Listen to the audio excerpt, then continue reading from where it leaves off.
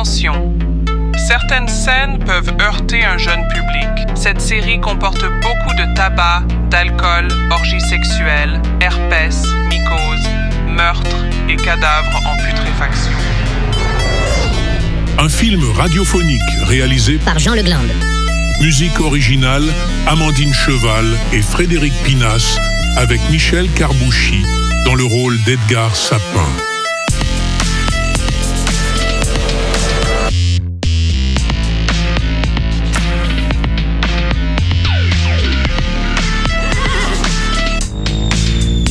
Saison 2, épisode 1.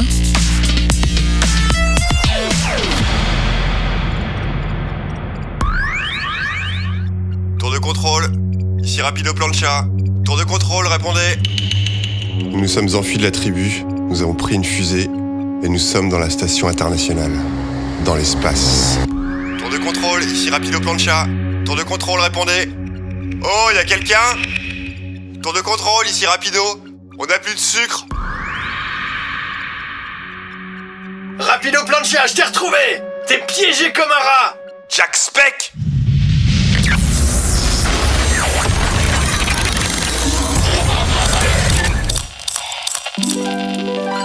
Tournez la page. Mais non, c'est pas vrai, je déconne. La suite de l'histoire, elle se déroule pas dans l'espace.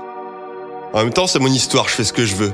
Je raconte ce que je veux et j'ai surtout le droit de vie et de mort sur tous mes personnages. Peste, t'es morte. Bon, ok, pas toi. Lady Carabine, t'es morte. Eh oh, non, pas moi. C'est grâce à moi le succès de cette saga. Je suis une vraie diva. Le succès, tout le monde s'est arrêté au 3e épisode. D'ailleurs, pourquoi le rôle d'Eddie la Charogne est payé double? Parce que c'est un mec? Bah non, mais... n'importe quoi, je suis pas comme ça, moi. Il a beaucoup plus de dialogue. Ouais, c'est ça, ouais, il a plus de dialogue. Moi, je la trouve nulle, ton histoire. Je veux bien m'ouvrir. Mais non, mais pas toi, Eddie la Charogne. Bon, vous commencez tous à me casser les couilles, là. Alors vous allez retourner au boulot et à vos putains de micros. Putain, la Gesson, tu vas te concentrer aussi? C'est pas possible, vous allez me pourrir la vie longtemps, merde!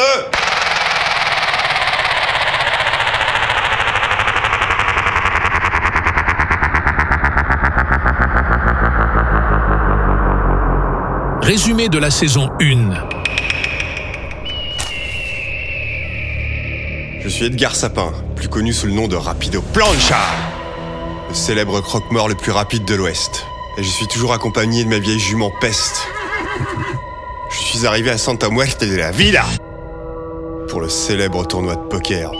J'ai perdu sur une paire de 7 et emprunté $1000 à Eddie la Charogne pour recaver, et j'ai reperdu. Mais comme je n'avais pas l'argent, j'ai dû collaborer avec Eddie et sa bande pour préparer le casse de la banque où étaient gardés $500,000 qui appartenaient à la cavalerie.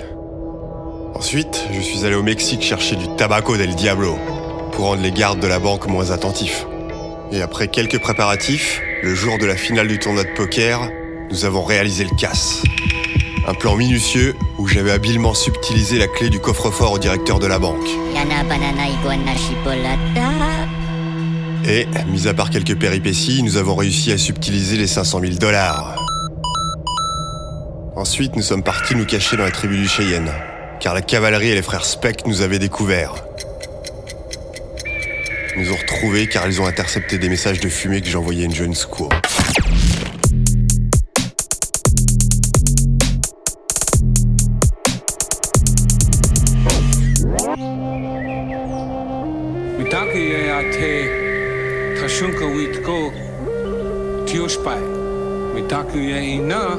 Et Rapido Plancha, reprends ton putain d'ours empaillé.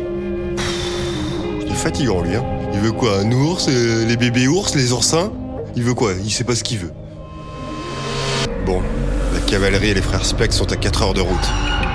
Branle-bas de combat, nous devons partir en catastrophe. Le Cheyenne décide de rester caché dans sa tribu avec sa part, $100,000. Nous ne sommes plus que 3, Lady Carabine, Eddie la Charogne et moi. Nous allons passer quelques jours à Puta Madre, dans le Nevada, chez mes parents à une journée de cheval, histoire de préparer une fuite un peu plus organisée. Je donne $10,000 au chef indien pour qu'il les mette sur une fausse piste et effacer nos traces. Allez, Peste! En route vers de nouvelles aventures.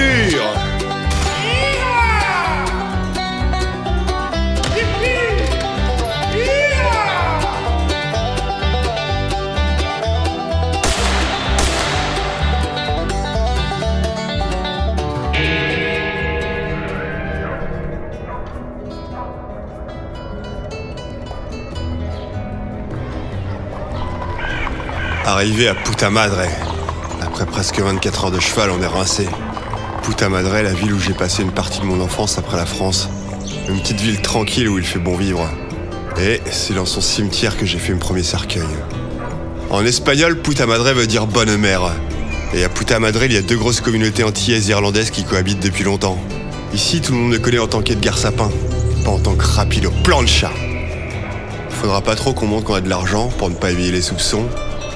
La maison de mes parents est à la sortie de la ville.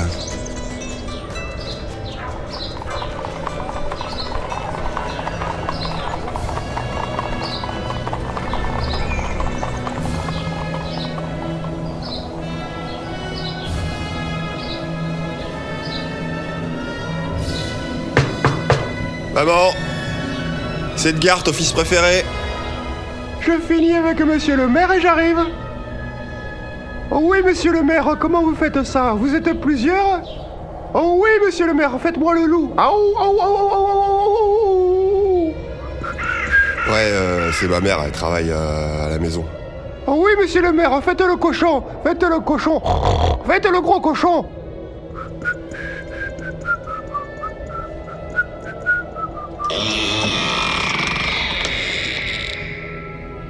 Au revoir, monsieur le maire, et ça fait $10. Et vous penserez bien à ma place de carriole devant le drugstore. Bonjour, mon grand. Bonjour, maman.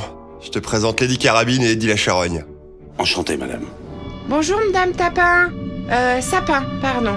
C'est bien, tu nous as ramené les petits copains. Allez, entrez, entrez. Bonjour, papa. Encore sous comme une barrique. Il porte toujours la chemisette du drame.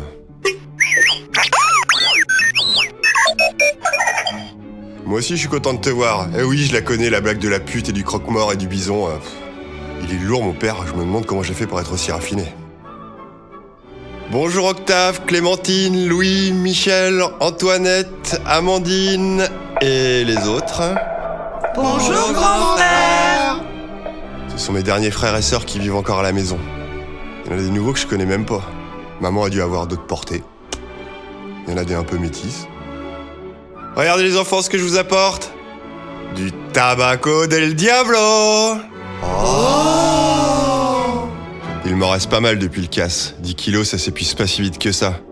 Même si Lady Carabine tape bien dedans. Et moi aussi un peu. Maman, ça te dérange pas si on reste tous nous deux nuits à la maison? Bien sûr que non, mon grand, tu restes le temps que tu veux. Vous voulez aller jouer à la baballe avec tes petits copains pendant que je prépare le dîner? Et revenez pas tout seul, hein. Il est 18h, rentrez pour 21h. Oui, maman. Moi, je suis crevé. Je vais rester ici. Ouais, je comprends, Eddie. J'aurais fait la même chose si j'avais pas quelque chose à arranger au saloon. Lady Carabine et moi allons au saloon. On va essayer de trouver celui qu'on surnomme le vaudou. Une vieille connaissance pour qu'il nous trouve un plan de fuite.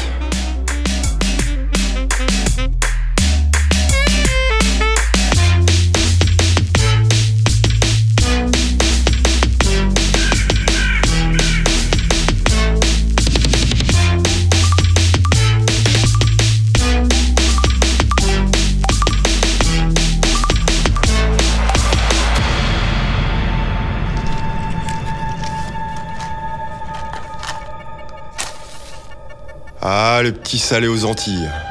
J'en ai pris des cuits dans ce saloon. Toute mon enfance. Comme je vous disais, à Puta Madre, il y a une grosse communauté irlandaise et antillaise. Et ils se réunissent pratiquement tous ici.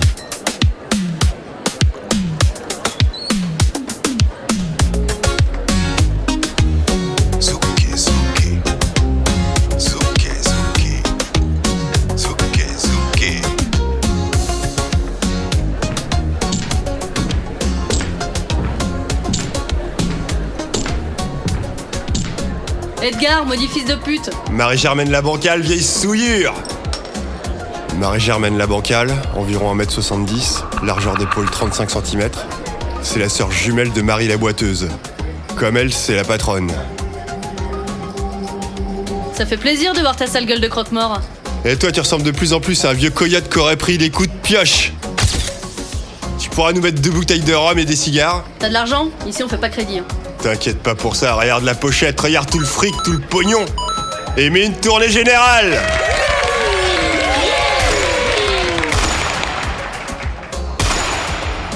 Tu sais pas où je pourrais trouver le vaudou? Il est dans la petite pièce au fond avec des gens peu recommandables. Reste ici, Lady Carabine, c'est pas pour les gonzesses.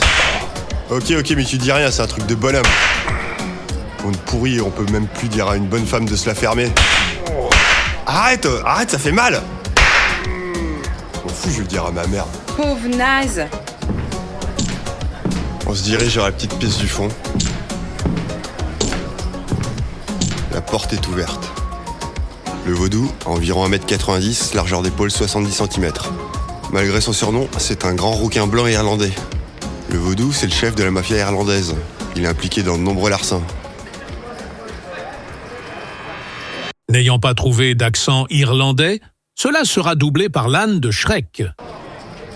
Eh ouais mec, comment ça va Edgar? Bien, mais j'ai un petit problème. Je me suis fourré dans un plan pourri avec des branquignoles. Enfin, des petits garnements quoi. Et j'aurais besoin de toi pour organiser notre fuite. Parce que nous sommes recherchés par la cavalerie et les frères Speck. Aïe mec, les frères Speck, des sacrés fils de pute. Comme tu dis. Allez, asseyez-vous, vous allez me raconter tout ça en jouant. Pas trop tard, hein. On doit dîner chez ma mère à 21h. Tu connais ma mère? Tout le monde connaît ta mère, mec. Ouais.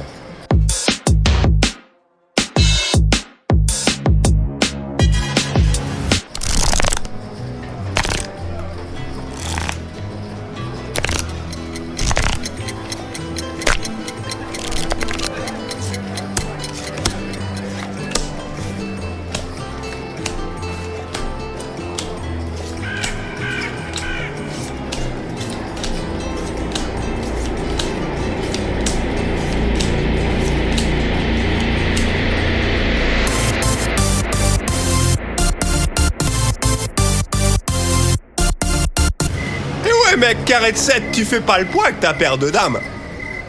J'en ai marre de jeu, j'ai perdu $1000. 20h45, allez, on doit filer. Donc on est d'accord, tu nous prépares un plan de fille pour demain? Ouais, mec. Ok, pour demain ici, 19h? Sans problème, mec, je te laisserai pas te faire bouffer les couilles par des crocodiles.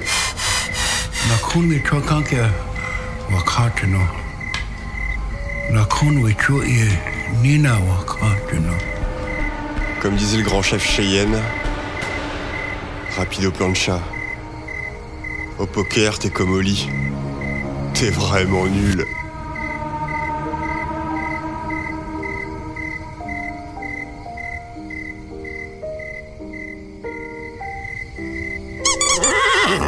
Bah oui, ma belle, on va rentrer à la maison. On va aller voir maman. Grand-maman cheval. Oh, c'est qui c'est grand-maman cheval? Tu fais une petite carotte? Oh, une bonne petite carotte, c'est bien ça.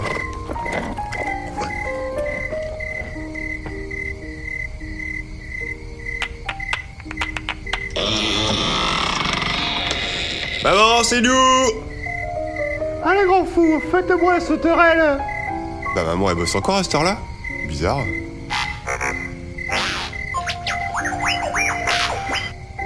Ah ok, elle fait des heures sup. La porte de la chambre s'ouvre et ma mère sort avec Eddie la charogne.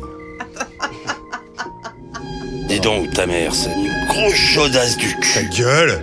En fait, Eddie, t'étais pas crevé. Tu voulais juste faire du... avec ma mère. T'es vraiment une vraie crapule, une vraie ordure. Une fin de pot de chambre. Maman, t'as encore un peu de... sur la joue. Merci mon grand, t'as toujours été un amour. Allez, passons à table. Monsieur Eddie, vous n'oublierez pas mes $40. 4 fois $10. Mon grand, je t'ai préparé ton plat préféré. Le rougail saucisse avec un petit punch. Pas très fin, moi. Oui, papa, j'ai mangé pour prendre des forces. Dis donc, ta mère, c'est... Attention, Eddie, je vais te taper. un vrai cordon bleu. Et tu sais pas quoi, maman? Eh ben, Lady Carabine, elle m'a tapé. Oh, vous êtes chamaillés les petits chenapans, c'est pas grave.